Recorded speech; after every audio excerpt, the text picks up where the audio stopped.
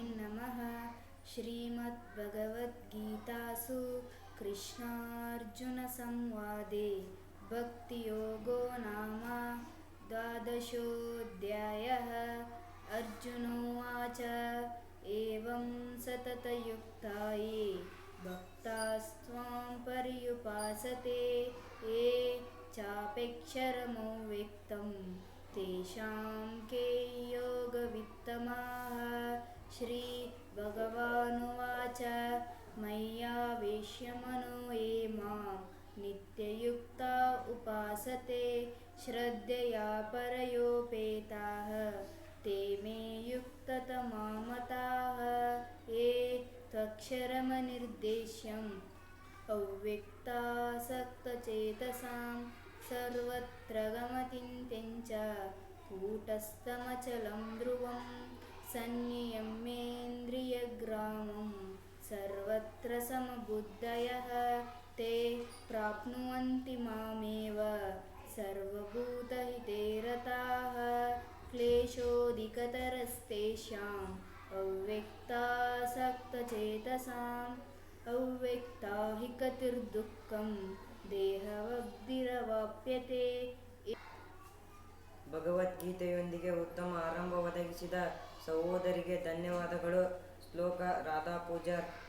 ಶ್ಲೋಕ ಸೌವರ್ಣಾನಿ ಸರೋಜಾನಿ ನಿರ್ಮಾತುಂ ಸಂತಶಿಲ್ಪಿನಃ ತತ್ರ ಸೌರಭ ನಿರ್ಮಾಣೆ ಚತುರಶ್ಚತುರಾನನಃ. ಅರ್ಥ: ಚಿನ್ನದ ಕಮಲಗಳನ್ನು ನಿರ್ಮಿಸುವ ಚತುರ ಶಿಲ್ಪಿಗಳಿರಬಹುದು, ಆದರೆ ಆ ಕಮಲಗಳಿಗೆ ಪರಿಮಳವನ್ನು ತುಂಬುವುದಕ್ಕೆ ನಿಪುಣನಾದವನು ಬ್ರಹ್ಮನೇ. ಧನ್ಯವಾದಗಳು.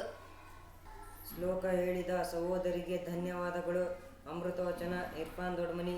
ಅಮೃತವಚನ: ಮನುಷ್ಯರು ಸತ್ಯವನ್ನು ಬದಲಾಯಿಸಲು ಸಾಧ್ಯವಿಲ್ಲ, ಆದರೆ ಸತ್ಯಕ್ಕೆ ಮನುಷ್ಯರನ್ನು ಬದಲಾಯಿಸುವ ಶಕ್ತಿ ಇದೆ. ಅನಾಮಿಕ. ಧನ್ಯವಾದಗಳು. ಅಮೃತವಚನ ಹೇಳಿದ ಸಹೋದರನಿಗೆ ಧನ್ಯವಾದಗಳು. ಪಂಚಾಂಗ ಮತ್ತು ಪ್ರಾಸ್ತಾವಿಕ ದೀಪಾ ನಾಡಾರ್. ಆತ್ಮೀಯರೇ, ಎಲ್ಲರಿಗೂ ನಮಸ್ಕಾರ. ಇಂದು ನವೆಂಬರ್ 20, 2024 ಇಸ್ವಿ, ಕ್ರೋಧಿನಾಮ ಸಂವತ್ಸರ, ದಕ್ಷಿಣಾಯನ, ಶರತ್ ಋತು, ಕಾರ್ತೀಕ ಮಾಸ, ಕೃಷ್ಣ ಪಕ್ಷ, ಪಂಚಮಿ ತಿಥಿ, ಬುಧವಾರ. ನಾವೆಲ್ಲ ವಾರದ ಕಾರ್ಯಕ್ರಮ ಸಂಭ್ರಮಿಸಲು ಇಲ್ಲಿ ಸೇರಿದ್ದೇವೆ. ನಮ್ಮೆಲ್ಲರ ಪ್ರತಿಭೆಗಳ ಅನಾವರಣದ ವೇದಿಕೆ ಇದು.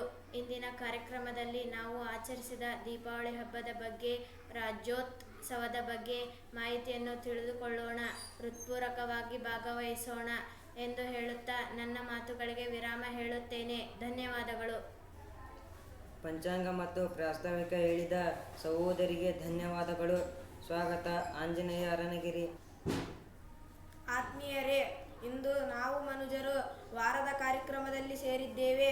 ಇಲ್ಲಿ ಉಪಸ್ಥಿತರಿರುವ STMC ಅಧ್ಯಕ್ಷರು, ಸದಸ್ಯರಿಗೂ, ಮುಖ್ಯೋಪಾಧ್ಯಾಯರು ಮತ್ತು ಗುರು ಬಳಗದವರಿಗೂ, ನನ್ನೆಲ್ಲ ಸಹೋದರ ಸಹೋದರಿಯರಿಗೂ ಹೃತ್ಪೂರ್ವಕವಾಗಿ ಸ್ವಾಗತ ಬಯಸುತ್ತೇನೆ. ಧನ್ಯವಾದಗಳು. ನಮ್ಮೆಲ್ಲರನ್ನು ಸ್ವಾಗತಿಸಿದ ಸಹೋದರನಿಗೆ ಧನ್ಯವಾದಗಳು. ಪ್ರಯೋಗದ ಮೂಲಕ ಕಾರ್ಯಕ್ರಮದ ಉದ್ಘಾಟನೆ. ವಿಜ್ಞಾನ ಪ್ರಯೋಗ. ಶಫೀವುಲ್ಲಾ ದ್ಯಾವನಕಟ್ಟಿ. ಅಡಿಗೆ ಎಣ್ಣೆ, ಬೀಕರ್, ಬಣ್ಣಗಳು. ಈ ಬೀಕರ್ಗೆ ನೀರನ್ನು ತೆಗೆದುಕೊಳ್ಳುತ್ತೇನೆ.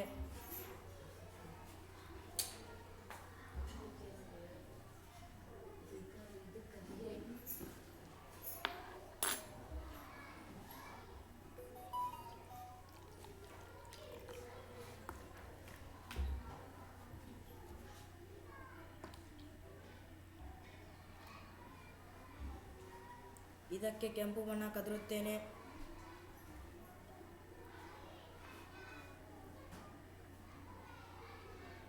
ಇನ್ನೊಂದು ಬೀಕರ್ನಲ್ಲಿ ಎಣ್ಣೆಯನ್ನು ತೆಗೆದುಕೊಳ್ಳುತ್ತೇನೆ.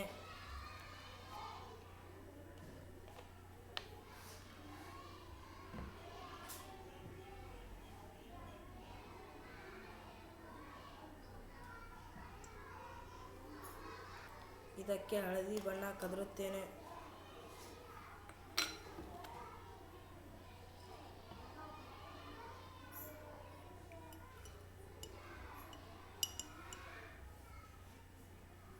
ಇದಕ್ಕೆ ಬಣ್ಣದ ನೀರನ್ನು ಹಾಕುತ್ತೇನೆ.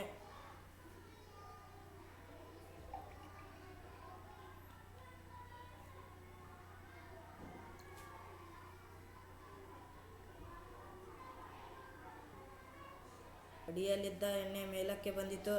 ಕಾರಣ ಎಣ್ಣೆಯ ಸಾಂದ್ರತೆಯು ನೀರಿನ ಸಾಂದ್ರತೆಗಿಂತ ಕಡಿಮೆ ಇರುತ್ತದೆ. ಧನ್ಯವಾದಗಳು.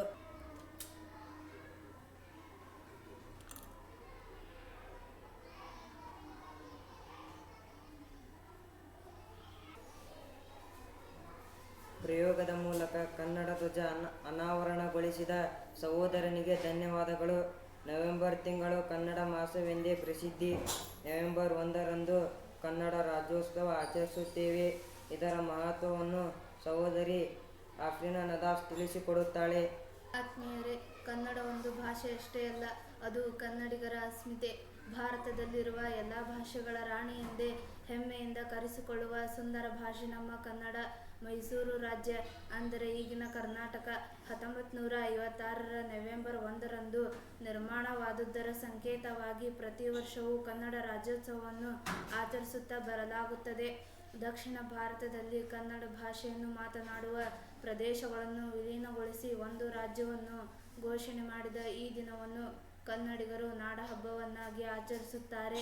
ಅಂದರೆ ಕರ್ನಾಟಕ ಏಕೀಕರಣಗೊಂಡ ದಿನವೇ ಕನ್ನಡ ರಾಜ್ಯೋತ್ಸವ. ಕನ್ನಡೆಯನ್ನು ಕುಣಿದಾಡುವುದೆನ್ನದೆ ಕನ್ನಡೆಯನ್ನು ಕಿವಿನುಮಿರುವುದು, ಕಾಮನ ಬಿಲ್ಲನ್ನು ಕಾಣುವ ಕವಿಯೊಳ ತೆಕ್ಕನೆ ಮನಮೈ ಮರೆಯುವುದು. ಮಾನ್ಯ ನಿರೀಕ್ಷಕರೇ, ರಾಷ್ಟ್ರಕವಿ ಕುವೆಂಪು ಅವರು ಬರೆದ ಈ ಸಾಲುಗಳು ಎಷ್ಟು ಅರ್ಥಪೂರ್ಣ. ಕನ್ನಡ ಭಾಷೆ ಚಂದ, ಕನ್ನಡ ನಾಡು ಚಂದ, ಕನ್ನಡ ನುಡಿ ಚಂದ, ಕನ್ನಡ ಭಾಷೆಯೇ ಸೊಗಸು. ಭಾರತದ ಎಲ್ಲ ಭಾಷೆಗಳ ರಾಣಿ ಎಂದೇ ಹೆಮ್ಮೆಯಿಂದ ಕರೆಸಿಕೊಳ್ಳುವ ಸುಂದರ ಭಾಷೆ ನಮ್ಮ ಕನ್ನಡ. ಈ ಸುಂದರ ಕನ್ನಡ ಭಾಷೆಯನ್ನು ಮಾತನಾಡುವ ಕನ್ನಡಾಂಬೆ ಭುವನೇಶ್ವರಿಯ ಮಕ್ಕಳಿರುವ ಪ್ರಾಂತ್ಯಗಳನ್ನು ಒಗ್ಗೂಡಿಸಿ ರಚಿಸಲಾದ ನಾಡು ನಮ್ಮ ಕರ್ನಾಟಕ. ಎಲ್ಲೆಡೆ ಪಸರಿಸಿದ ಕನ್ನಡಿಗರು ಒಂದು ರಾಜ್ಯದೊಳಗೆ ಒಗ್ಗೂಡಿದಾಗ ಉದಯಿಸಿದೆ ನಮ್ಮ ಚೆಲುವ ಕನ್ನಡ ನಾಡು. ಕರ್ನಾಟಕ ಏಕೀಕರಣಗೊಂಡು ಸಂಭ್ರಮಿಸುವ ದಿನದ ಆಚರಣೆಯೇ ಕನ್ನಡ ರಾಜ್ಯೋತ್ಸವ. ನಾವೆಲ್ಲರೂ ಇಂದು 51ನೇ ಕನ್ನಡ ರಾಜ್ಯೋತ್ಸವವನ್ನು ಆಚರಿಸಲು ಇಲ್ಲಿ ಸೇರಿದ್ದೇವೆ. ಪ್ರತಿ ವರ್ಷವೂ ನವೆಂಬರ್ 1ರಂದು ಕನ್ನಡ ರಾಜ್ಯೋತ್ಸವವನ್ನು ರಾಜ್ಯದೆಲ್ಲೆಡೆ ಜಾತಿ ಧರ್ಮದ ಭೇದವಿಲ್ಲದೆ ಕನ್ನಡದ ಕಂಪನ್ನು ಪಸರಿಸಲಾಗುತ್ತದೆ. ನಾವೆಲ್ಲರೂ ಇಂದು ಕರ್ನಾಟಕ ಎಂದು ಖುಷಿಯಿಂದ ಕರೆಯುವ ನಮ್ಮ ರಾಜ್ಯದ ಹೆಸರು ಮೊದಲು ಮೈಸೂರು ರಾಜ್ಯವಾಗಿ 1956ರ ನವೆಂಬರ್ 1ರಂದು ಮೈಸೂರು ರಾಜ್ಯ ನಿರ್ಮಾಣವಾಯಿತು. ಇದರ ನೆನಪಿಗಾಗಿ ಕನ್ನಡ ರಾಜ್ಯೋತ್ಸವವನ್ನು ಆಚರಿಸಲಾಗುತ್ತದೆ. ಮೈಸೂರು ಸಂಸ್ಥಾನ ಮುಂಬೈ ಕರ್ನಾಟಕ, ಹೈದರಾಬಾದ್ ಕರ್ನಾಟಕ ಹಾಗೂ ಮದ್ರಾಸ್ ಕರ್ನಾಟಕಗಳಾಗಿ 4 ಭಾಗಗಳಾಗಿದ್ದ ನಮ್ಮ ಕನ್ನಡ ನಾಡು ಈ ದಿನ ರಾಜಕೀಯವಾಗಿ ಒಂದಾಯಿತು. ದಕ್ಷಿಣ ಭಾರತದಲ್ಲಿ ಕನ್ನಡ ಭಾಷೆಯನ್ನು ಮಾತನಾಡುವ ಪ್ರದೇಶಗಳನ್ನು ವಿಲೀನಗೊಳಿಸಿ ಒಂದು ರಾಜ್ಯವನ್ನು ಘೋಷಣೆ ಮಾಡಿದ ಈ ದಿನವನ್ನು ಕನ್ನಡ ರಾಜ್ಯೋತ್ಸವವನ್ನಾಗಿ ಆಚರಿಸಲಾಗುತ್ತದೆ. ಧನ್ಯವಾದಗಳು. ರಾಷ್ಟ್ರಕವಿ ಕುವೆಂಪು ನಮ್ಮ ರಾಜ್ಯದ ಹೆಮ್ಮೆಯ ಕವಿ. ಕುವೆಂಪುರವರನ್ನು ಪರಿಚಯಿಸಿಕೊಡಲಿದ್ದಾಳೆ ಸಹೋದರಿ ಮಧು ಪುಟ್ಟಪ್ಪಗೌಡ್. ಆತ್ಮೀಯರೇ, ಕುವೆಂಪು ಕನ್ನಡದಲ್ಲಿ ಬರೆದ ರಾಷ್ಟ್ರಕವಿ. ಇವರು ಶಿವಮೊಗ್ಗ ಜಿಲ್ಲೆಯ ಕುಪ್ಪಳ್ಳಿಯವರು. ಮೈಸೂರು ವಿಶ್ವವಿದ್ಯಾನಿಲಯದಲ್ಲಿ ಸ್ನಾತಕೋತ್ತರ ಪದವಿ ಪಡೆದು ನಂತರ ಅಲ್ಲೇ ಪ್ರಾಧ್ಯಾಪಕರಾಗಿ ಕುಲಪತಿಗಳಾಗಿ ಕೆಲಸ ಮಾಡಿದರು. ಸಣ್ಣ ಕಥೆ, ಕವಿತೆ, ಕಾದಂಬರಿ, ನಾಟಕ, ವಿಮರ್ಶೆ, ಮೀಮಾಂಸೆ, ಜೀವನ ಚರಿತ್ರೆ ಮುಂತಾದ ಹಲವು ಪ್ರಕಾರಗಳಲ್ಲಿ ಕೃಷಿ ಮಾಡಿರುವ ಕುವೆಂಪು ಅವರು ತಾವು ಬರೆದ ಶ್ರೀರಾಮಾಯಣ ದರ್ಶನ ಮಹಾಕಾವ್ಯಕ್ಕೆ ಜ್ಞಾನಪೀಠ ಪ್ರಶಸ್ತಿ ಪಡೆದರು. ನಂತರ ಕೊಳಲು ಇವರ ಮೊದಲ ಕವನ ಸಂಕಲನ. ನಂತರ ಪಾಂಚಜನ್ಯ, ನವಿಲು, ಕಲಾಸುಂದರಿ, ಕೃತಿಕೆ, ಅಗ್ನಿಹಂಸ, ಪಕ್ಷಿಕಾಶಿ, ಷೋಡಶಿ, ಅನಿಕೇತನ ಮುಂತಾದ ಹಲವು ಕವನ ಸಂಕಲನಗಳನ್ನು ಪ್ರಕಟಿಸಿದರು. ಕಾನೂರು ಸುಬ್ಬಮ್ಮ ಹೆಗ್ಗಡತಿ ಮತ್ತು ಮಳೆಗಳಲ್ಲಿ ಮದುಮಗಳು ಇವರ 2 ಬೃಹತ್ ಕಾದಂಬರಿಗಳು ಕರ್ನಾಟಕ ರತ್ನ ಪ್ರಶಸ್ತಿ, ಪಂಪ ಪ್ರಶಸ್ತಿ, ಕೇಂದ್ರ ಸಾಹಿತ್ಯ ಅಕಾಡೆಮಿ ಪ್ರಶಸ್ತಿ, ಪದ್ಮಭೂಷಣ, ಪದ್ಮವಿಭೂಷಣ ಮುಂತಾದ ಹಲವು ಪ್ರಶಸ್ತಿಗಳು ಸಂದಿವೆ. ಇವರು ಕನ್ನಡದ 2ನೇ ರಾಷ್ಟ್ರಕವಿಗಳು. ರಾಷ್ಟ್ರಕವಿ ಕುವೆಂಪು ಅವರು ತನ್ನ ಸಾಹಿತ್ಯ ಕೃಷಿಯನ್ನು ಮೊದಲು ಇಂಗ್ಲಿಷ್ ಭಾಷೆಯಲ್ಲಿ ಪ್ರಾರಂಭಿಸಿದರು. ನಂತರ ಆದರೆ ಐರಿಷ್ ಕವಿ ಜೇಮ್ಸ್ ಹೆನ್ರಿ ಕಸಿನ್ಸ್ ಅವರು ನೀವು ಕನ್ನಡದಲ್ಲಿ ಬರೆಯಿರಿ ಎಂದು ಕೊಟ್ಟ ಸಲಹೆಯನ್ನು ಗಂಭೀರವಾಗಿ ಪರಿಗಣಿಸಿ ಬಳಿಕ ಕನ್ನಡದಲ್ಲೇ ತಮ್ಮ ಬರವಣಿಗೆಯನ್ನು ಮುಂದುವರೆಸಿದರು. ಧನ್ಯವಾದಗಳು. ಕುವೆಂಪುರವರನ್ನು ಪರಿಚಯಿಸಿದ ಸಹೋದರಿಗೆ ಧನ್ಯವಾದಗಳು. ಈಗ ಕುವೆಂಪು ವಿರಚಿತ ಕವನ ಬಹುಮಾನ.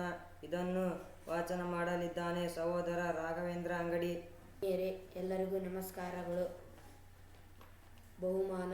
ಕುಹು ಕುಹು ಕೋಕಿಲವಾಣಿ ಜಗಜುಮ್ಮೆಂದುದು ಅದ ಕೇಳಿ, ನೀರವ ಪರ್ವತ ಕಾನನ ಶ್ರೇಣಿ ಮರುದನಿಗೈದಿತು ಮುದತಾಳಿ, ಗಾನವ ಕೇಳಿ ಮಹಾಂಬರ ಸುಮ್ಮನೆ ಮಾತಾಡದೆ ಬಣ್ಣಿಸುತ್ತಿತ್ತು, ಕಂದರದಲ್ಲಿದ್ದೊಂದು ಸರೋವರ ತೆರೆಗಳ ಕೈಪರೆ ಇಕ್ಕಿತ್ತು, ಮಾಧುರ್ಯ ದೀಪಿಕ ತನ್ನನೆ ಮರೆಯುತ್ತೆ ಕುಹು ಕುಹು ಕೂಗಿತ್ತು, ಆಲಿಸಿದೋರ್ವನು ಗಾನಕ್ಕೆ ನೊಂದು ಸೂಚನೆ ಕೊಟ್ಟನು ಇಂತೆಂದು, ಮಲೆಗಳಲುಲಿಯುವ ಓ ಕೋಗಿಲೆಯೇ ಬಲು ಚೆಲುವಿದೆ ನಿನ್ನೀ ಗಾನ, ಇಂಗ್ಲೀಷಿಗೆ ತರ್ಜುಮೆ ಮಾಡಿದರೆ ದೊರೆಯುವುದು ನೊಬೆಲ್ ಬಹುಮಾನ, ಅರಣ್ಯ ರೋದನ ಸುಮ್ಮನೆ ಆಡುವೆ ಕೇಳುವರಾರಿಲ್ಲಿ, ಕೂಗಿತು ಕೋಗಿಲೆ ಕುಹು ಎಂದು ತಲ್ಲಣಿಸಿತು ಜಗಜುಮ್ಮೆಂದು. ಧನ್ಯವಾದಗಳು. ಕವನ ವಾಚನ ಮಾಡಿದ ಸಹೋದರನಿಗೆ ಧನ್ಯವಾದಗಳು.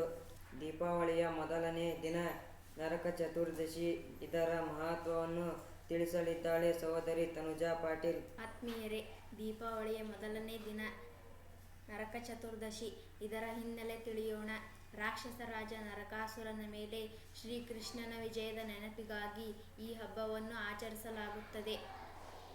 ಈ ದಿನದಂದು ಭಗವಾನ್ ಹನುಮಂತನು 14 ವರ್ಷಗಳ ವನವಾಸದ ನಂತರ ಭಗವಾನ್ ರಾಮನು ಹಿಂದಿರುಗಿದ ಸುದ್ದಿಯೊಂದಿಗೆ ಅಯೋಧ್ಯೆಯನ್ನು ತಲುಪಿದನು ಎಂದು ನಂಬಲಾಗಿದೆ. ಈ ಹಬ್ಬವನ್ನು ಭಾರತದ ವಿವಿಧ ಭಾಗಗಳಲ್ಲಿ ವಿವಿಧ ಆಚರಣೆಗಳನ್ನು ಬಳಸಿ ಆಚರಿಸಲಾಗುತ್ತದೆ. ದಕ್ಷಿಣ ಭಾಗದ ಜನರು ಸಿಂಧೂರ ಮತ್ತು ಎಣ್ಣೆಯಿಂದ ಒಂದು ರೀತಿಯ ಪೇಸ್ಟ್ ಮಾಡಲು ಬೆಳಿಗ್ಗೆ ಬೇಗನೆ ಎಚ್ಚರಗೊಳ್ಳುತ್ತಾರೆ. ಅದನ್ನು ಉಪ್ಟನೆಂದು ಕರೆದು ಹಣೆಗೆ ಹಚ್ಚಿಕೊಂಡು ಸ್ನಾನ ಮಾಡುತ್ತಾರೆ.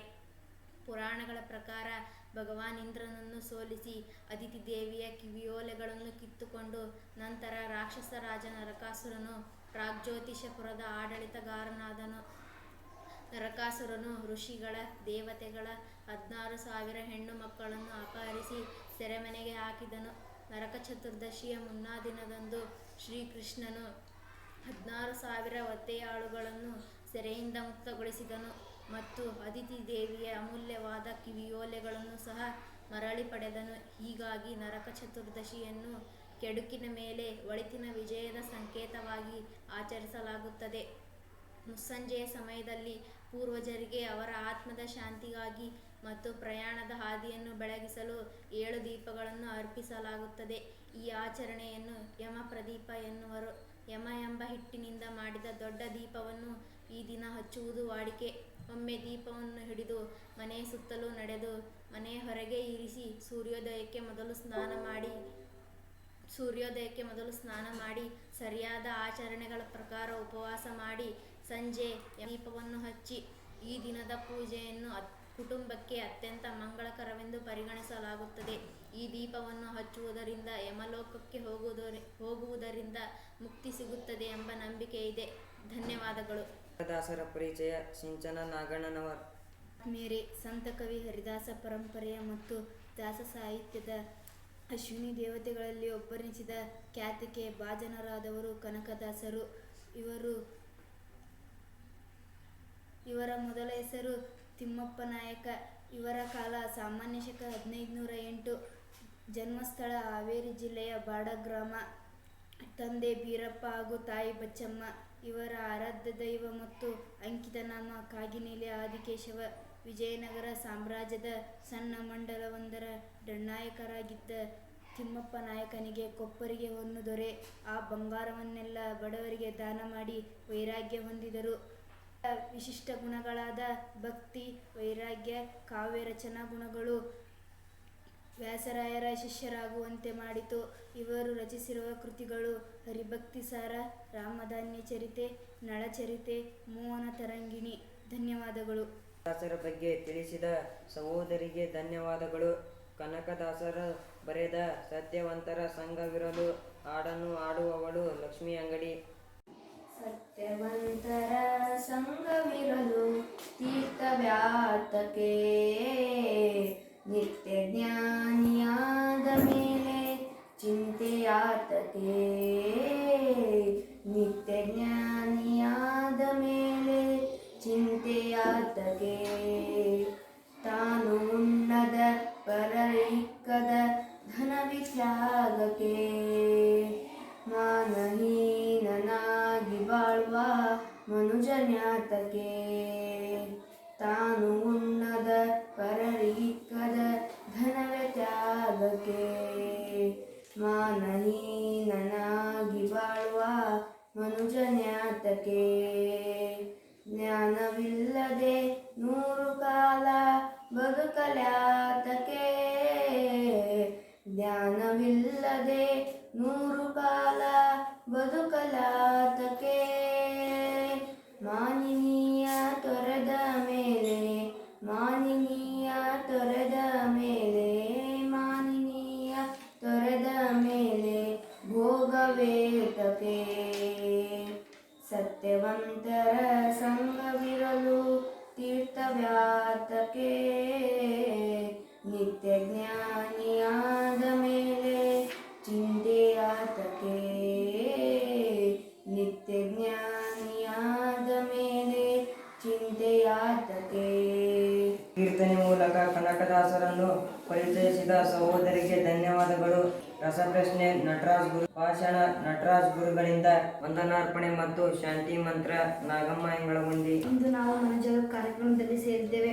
ಇಂದಿನ ಕಾರ್ಯಕ್ರಮದಲ್ಲಿ ಹಾಜರಿರುವ STMC ಅಧ್ಯಕ್ಷರು ಮತ್ತು ಸದಸ್ಯರು, ಪ್ರಧಾನ ಗುರುಗಳು ಮತ್ತು ಗುರುಗಳಕ್ಕೆ ನನ್ನೆಲ್ಲ ಸಹೋದರ ಸಹೋದರಿಯರಿಗೆ ಹೃತ್ಪೂರ್ವಕ ಧನ್ಯವಾದಗಳು. ಓಂ ಸರ್ವೇ ಭವಂತು ಸುಖಿನಃ.